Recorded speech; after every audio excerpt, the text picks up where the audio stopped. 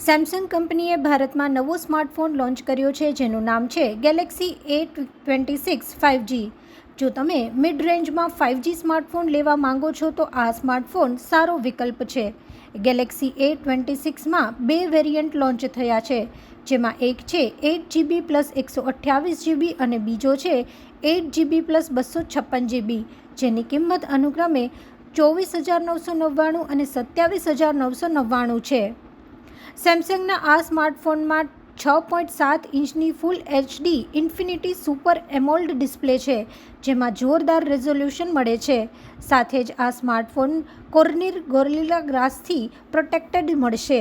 આ સ્માર્ટફોનમાં 8GB અને 128GB internal storage મળે છે, જેને 2TB સુધી માઇક્રો SD કાર્ડની મદદથી વધારી શકાશે।